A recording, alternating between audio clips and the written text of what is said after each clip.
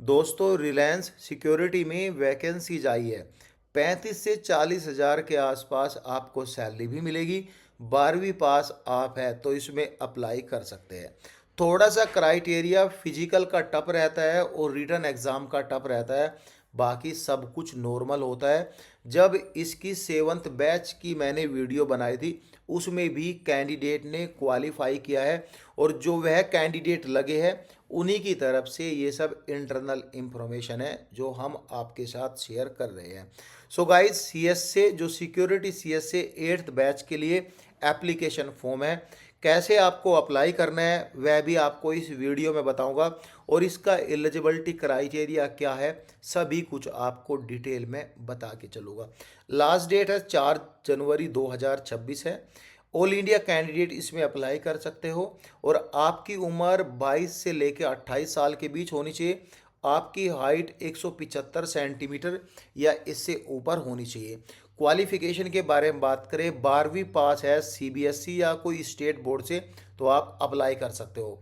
अगर आप 10वीं पास है, क्योंकि गाइस गवर्नमेंट्स का रूल क्या है कि 10वीं प्लस डिप्लोमा कंसीडर किया जाता है एज ए 12वीं पास, लेकिन यहाँ पे ये कंसीडर नहीं कर रहे हैं। ये जो भर्ती आई है रिलायंस इंडस्ट्री की तरफ से आई है, लेकिन ये जो रिलायंस जीसीएस है उसकी भर्ती नहीं है। मैं आपको पहले ही बता दिया, रिलायंस इंडस्ट्री की तरफ से, यानी पार्टी कोई और है, काम आपको रिलायंस इंडस्ट्री में करना है।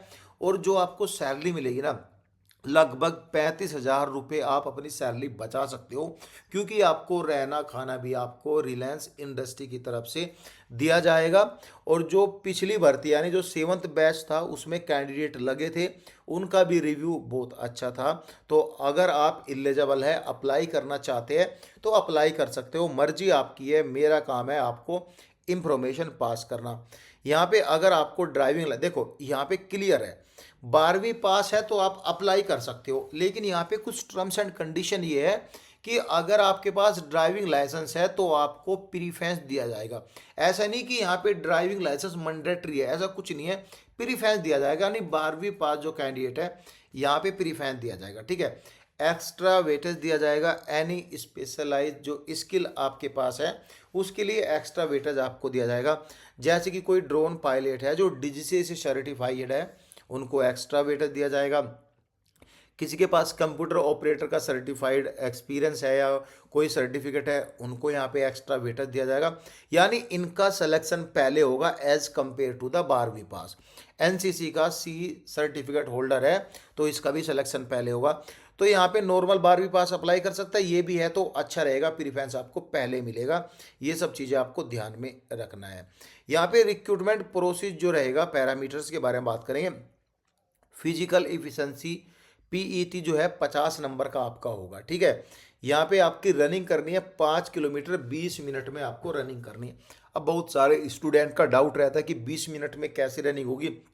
देखो भाई, सिक्योरिटी की आप सभी को पता है पूरे इंडिया में अगर आप कहीं किसी प्राइवेट ऑर्गेनाइजेशन में जाओगे 12 से 15 हज़ार रुपये 18 हज़ार रुपये मैक्सिमम मिलते हैं। इनकी सिक्योरिटी यहाँ पे वैलिड और जो एथेंटिक सिक्योरिटी है, थोड़ा प्रोफेशनलिज्म भी रहता है इनमें, थोड़ा सेंस भी और गाइस थोड़ा मैनर्स भी रहते हैं। तो ये सिक्योरिटी हाई स्किल्ड सिक्योरिटी रहती है। इनमें आपको सैलरी तो अच्छी मिलती है, लेकिन इनका क्राइटेरिया भी थोड़ा हार्ड रहता है भाई। जहां आपको पेमेंट मिलेगा अब उनका क्राइटेरिया भी हार्ड रहेगा, फ्री में आपको कोई पैसा नहीं देगा। ये बिल्कुल जेन्युइन अथेंटिक इंफॉर्मेशन आपके साथ शेयर कर रहा हूँ। ऐसी इंफॉर्मेशन भले ही किसी यूट्यूब चैनल पे मिल जाए, लेकिन ऐसी कोई इंफॉर्मेशन आएगी तो हम डेफिनेटली अपने चैनल पे शेयर करते हैं। सीटअप्स जो है 60 है, पुशअप 45 है, चिनअप्स 10 है और बोर्ड जंप 6 फीट का एक बोर्ड जंप है वो आपको करना है। ये चीज रिटन एग्जाम जो है वह 50 नंबर का होगा, इंटरव्यू 50 नंबर का होगा, ठीक है।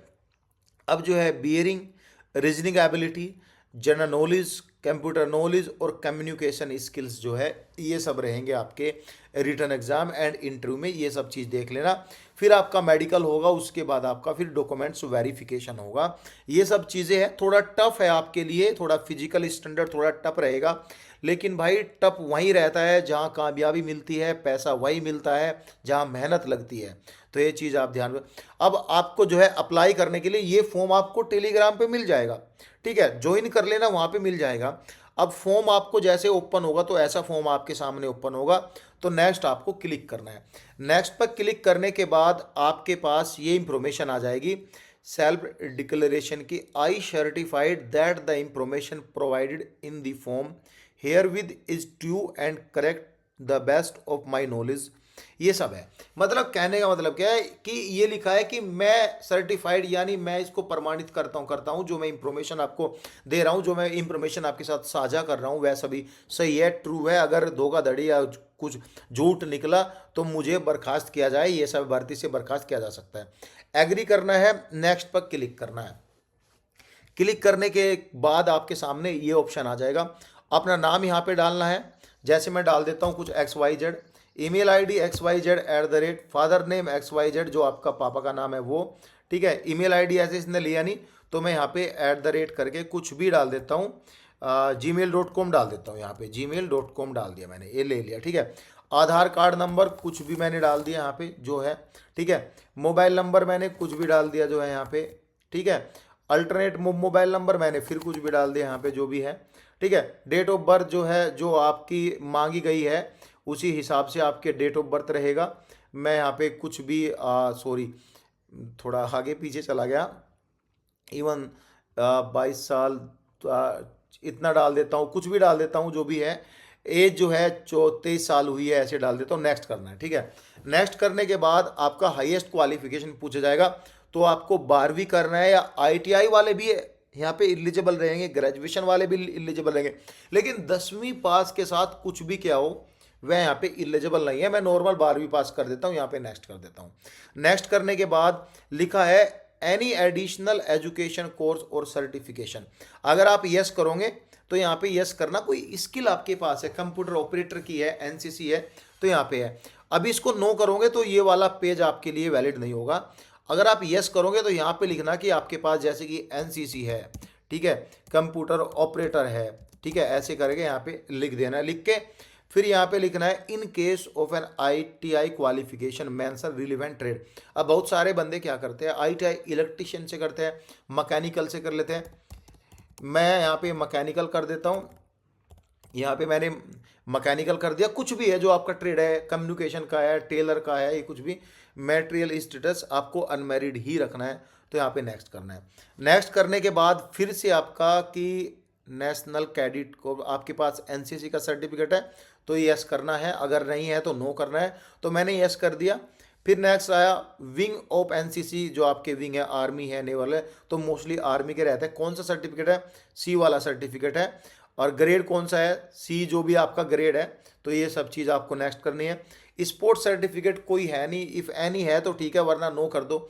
नो कर दो, कोई है नहीं तो ठीक है, नो कर दिया हमने, ठीक है। हाइट पूछेगा, 175 मांगा तो 175 यहाँ पे लिखना है। वेट मांगा है तो करीबन आपको वेट यहाँ पे 60 या 65 के ऊपर ही लिखना है, 66 कुछ भी डाल दो, इसमें जो मन करेगा वो डाल दो। वेदर हैविंग या ड्राइविंग लाइसेंस तो आजकल सबके पास ही रहता है, तो यहाँ पे यस करना है, तो यहाँ पे ये करना है। ड्राइविंग लाइसेंस कैटेगरी आपको देखनी है, LMV है, कुछ भी डाल दो आप जो भी है। ड्राइविंग लाइसेंस नंबर जो भी है कुछ भी डाल दो, यहाँ पे नेक्स्ट कर देना है। नेक्स्ट करके जो है आपको स्टेट चूज करना है, जैसे असम या दिल्ली कुछ भी कर लो, अरुणाचल प्रदेश, डिस्ट्रिक्ट कुछ भी कर दो यहाँ पे, ठीक है। परमानेंट एड्रेस यहाँ पे कुछ भी कर दो, ये चूज करना है आपको। फिर नेक्स्ट करना है कम्युनिकेशन स्किल इन इंग्लिश। आपको कम्युनिकेशन, रीड मतलब कि आप पढ़ सकते हो, राइट मतलब कि आप लिख सकते हो, स्पीक मतलब कि आप बोल सकते हो, तो यहाँ पे तीनों में यस करना है। बाकी बाद में देखा जाएगा जो होगा, एटलीस्ट आप अपेयर तो। Do you have previous working experience, कोई वर्क एक्सपीरियंस है कहीं पर, सिक्योरिटी गार्ड या कहीं पर आपने कुछ भी काम किया है, अगर है थोड़ा बहुत हाउस कीपिंग का तो वो आप लिख सकते हो कि हाउस कीपिंग का एक्सपीरियंस है, प्रीफरेंस अगर थोड़ा बहुत मिल जाएगा। तो वर्क एक्सपीरियंस यहाँ पे यस मैंने कर दिया, तो नेक्स्ट करना है। तो यहाँ पे ये लिख रहा है कि कौन सी कंपनी में काम किया है, ये सारा डिटेल यहाँ पे डालना है। तो यहाँ पे कुछ भी डाल के आप जो है कंपनी नेम कुछ भी डाल के यहाँ पे आप ड्यूरेशन ऑफ वर्किंग 32 साल या कुछ भी कर लो आप, ऐसे 1-2 साल ही लिखना है वैसे। Do you have DGCA drone certificate, no, ये सब करके नो। अभी रिलेटिव फैमिली कोई काम कर रहा है, देखो यहाँ पे क्लियर है, रिलायंस में कोई काम कर रहा है, नो, कोई काम नहीं कर रहा है, तो यस करना है। यस करने के बाद आपको फिर यहाँ से क्लिक करके सबमिट कर देना ये फॉर्म, बस इतना ही है। सो गाइज ये रही पूरी डिटेल, कुछ भी डाउट हो तो कमेंट कर देना। चलो बाय बाय।